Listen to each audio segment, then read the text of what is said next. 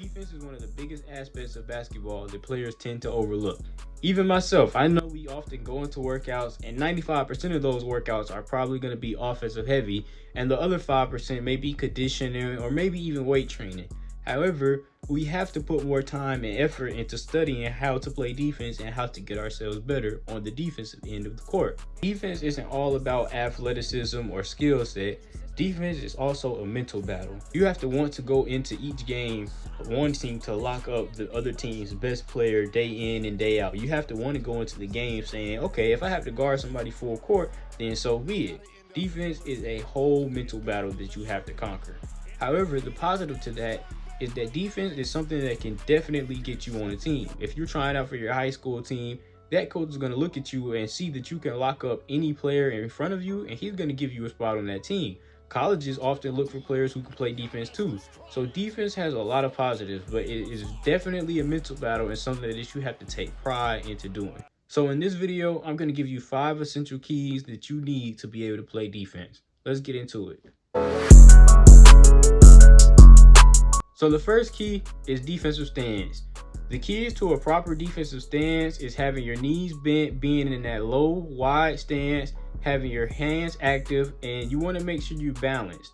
The key to this is really just balance. If you're not on balance, it's going to be easy for offensive players to blow by you or maybe bump into you, or this is where your ankles start to get broken. You don't want to have your ankles broken. You don't want to hear that Sports Center da da da da da. We don't want to hear that. So we want to make sure we're in a good, wide, and balanced stance so that we're able to react to whatever the offensive player does. Also, we want to make sure we're keeping our hands active.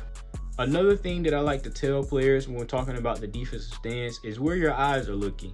You want to make sure your eyes are looking at the hips and the midline of that offensive player. The hips are going to tell you exactly where that player is going. If their hips are pointed to the left or to the right, they're going to go to the left or to the right based on which way their hips are pointing. If their hips are pointing straight ahead, they're going to have to flip their hips to the left or to the right to go the other way. What you don't want to get caught doing is looking at that player's eyes or looking at the ball. If you're looking at the player's eyes or the ball, this makes it easy for the offensive players to throw fakes at you. If you're looking at his eyes and he's looking to the left, he may throw the ball to the right. This is what we call snake eyes. I don't know what y'all call it, but this is what, from where I'm from, we call it snake eyes. And we don't want that to happen to us. So make sure you're in a good, low, balanced stance and keeping your eyes on that offensive player's hips. So the next thing, on-ball defense. On-ball defense is hard, regardless of what sport you're playing. If you're playing basketball, football, soccer, you guarding somebody one-on-one on an island by yourself, it is an extremely hard thing to do. But that is where the mental thing comes into play again. You have to want to do it. So one of the keys to playing on-ball defense is making sure you use your chest. You want to keep your chest in front of that player and play defense with your chest because, one, it helps you not foul, and 2, if your chest is in front of that player, you're definitely going to be able to get a good contest on whatever shot they put up. The next thing is you want to move your feet. You don't want to ever get caught not moving your feet and then your feet end up having to cross to be able to get back into the play. That's how those crossovers happen, and again, we don't want that. We want to make sure we're constantly moving our feet and staying active with our feet on the balls of our feet. The next thing is we want to limit our reaching. We want to reach as little as possible when it comes to playing on-ball defense.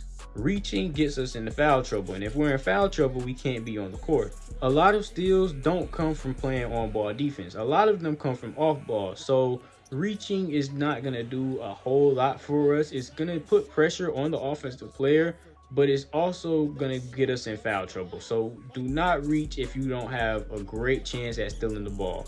Also, if you are going to reach, I like to show players to reach when the ball is on the way down. Don't reach when the ball is on the way back up, or don't reach when it's still in their hand. A final thing for on-ball defense is you want to dictate where the offensive player is going to go. So if you know that the offensive player is left-handed, you should probably try to force them to the right. Or you want to force them into your help defense. So if your help defense is on their left side, then that's fine. Let them get to the left hand, but force them into the help defense. If you can dictate where the offensive player goes, you have won the battle 90% of the time.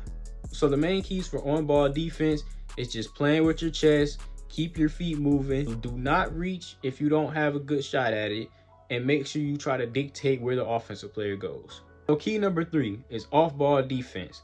Off-ball defense is a huge part of defense because when you're playing off-ball defense, 4 out of the 5 players on the court are off-ball. So the 3 main keys that I like to look at with off-ball defense is, first, are you in your right position? Second, being able to anticipate plays. And then third, communication.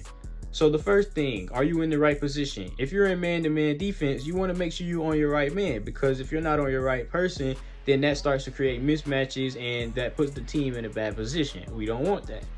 Second thing, being able to anticipate plays.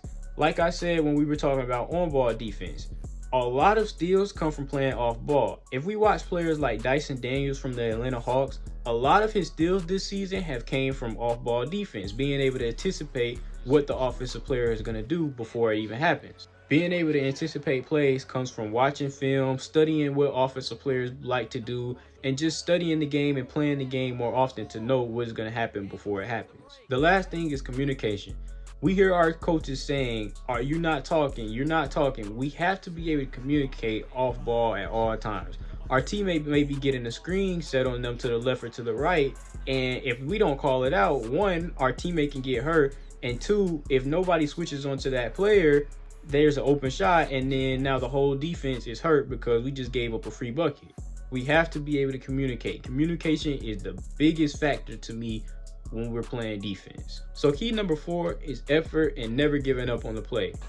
On defense, we're going to get beat. It's inevitable. We're never going to be able to stay in front of the offensive player 100% of the time. But the key to great defenders is that they never give up on the play.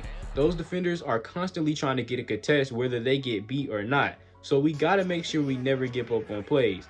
And then you may have things like loose balls. That's where the effort comes in. We want to dive on the ground for the loose balls. However, what if we don't get those loose balls? We have to get right back up and get right back into the defense, because if we don't, then we're giving up open shots. We can't be lazy. We got to give effort, and we got to get back into the play regardless. Maybe our teammate throws the steal to the other team.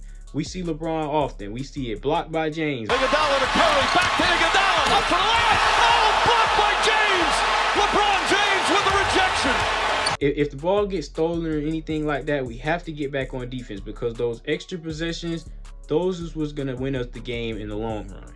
Key number 5 is mental toughness. Defense, like I said earlier, is something that you have to want to do. It's something that you have to take pride in doing. You're going to get beat a lot. Your coach is going to tell you to go guard somebody full court for a whole quarter. They're going to tell you to not let somebody touch the ball for a whole game, maybe a whole half. That is where that mental toughness comes into play. You have to want to do that. You have to be like, okay, I'm tired, but I'm going to still play 100% and go as hard as I can on defense right now. Having that drive and that want to play defense is going to give you the edge. I know when I get into games, I try to go seek out the best player, because 1, I want that player to know you're not going to have a cakewalk this game. You're not going to just score on my team easily. That's not going to happen.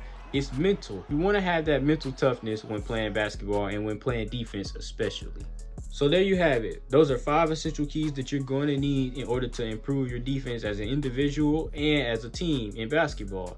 Playing defense is not easy, but it's something that you have to want to do. You have to have the mental toughness. Defense is not all about skill and athleticism at all. You have to have the mental capacity to be able to play defense. You have to have pride and take pride in going out there and trying to lock up the best player on the court, no matter what day it is, no matter what time it is, no matter what. Defense is something that we have to put more time and more effort into, and we have to study a little bit more.